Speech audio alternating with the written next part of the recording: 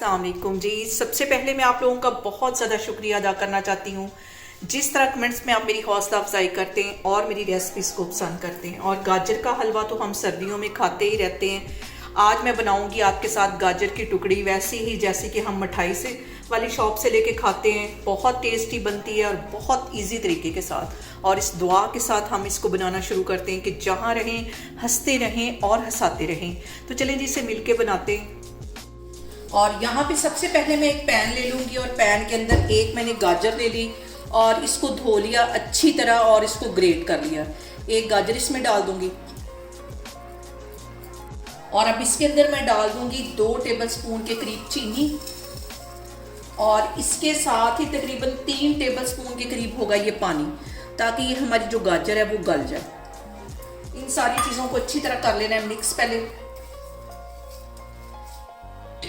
और गाजर को और चीनी के पानी को हमने इतनी देर यहाँ पे पकाना है कि अच्छी तरह ड्राई हो जाए, गाजर हमारी गल जाए।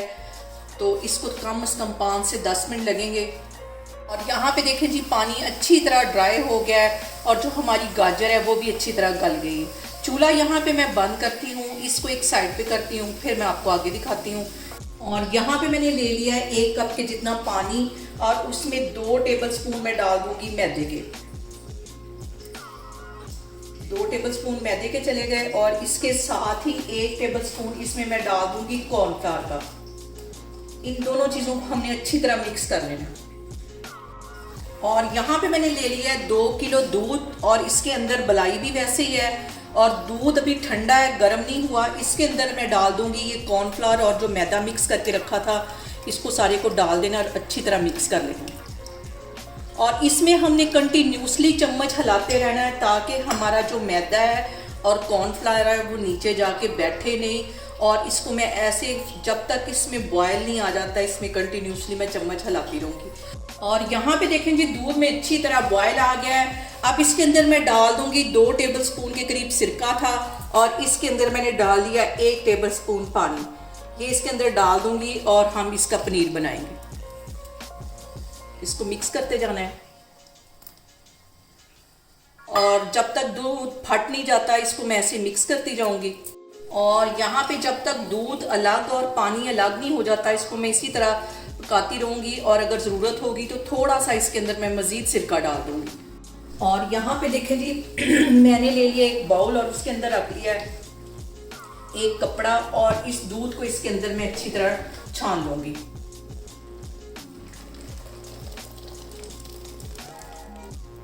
और यहाँ पे देखें जो मैंने पनीर बनाया था उसका सारा पानी मैंने अच्छी तरह ड्रेन कर लिया है। अब ये वाला मैं उसी कढ़ाई के अंदर डाल दूंगी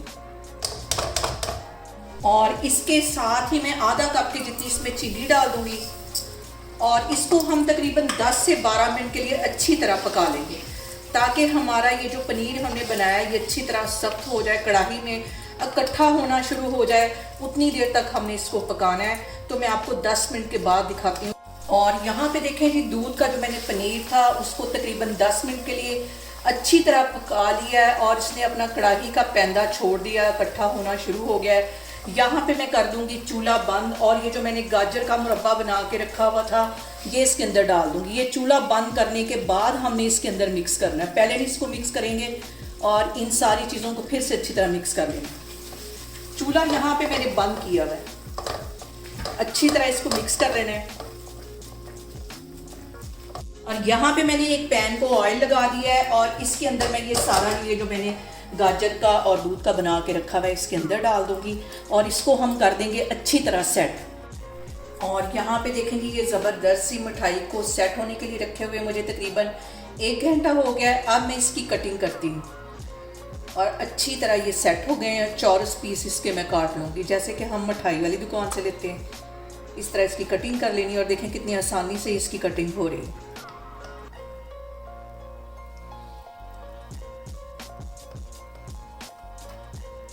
और यहाँ पे देखें जी ज़बरदस्त सी हमारी गाजर की टुकड़ी बनके तैयार हो गई है।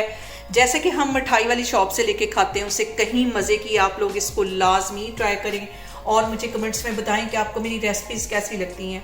और मेरी वीडियोस को ज़्यादा से ज़्यादा शेयर करें और मुझे सब्सक्राइब करें और अपना बहुत सारा ख्याल रखें। इंशाल्लाह ताला मैं एक और वीडियो में आपके सामने आऊँगी। अल्लाह हाफिज़।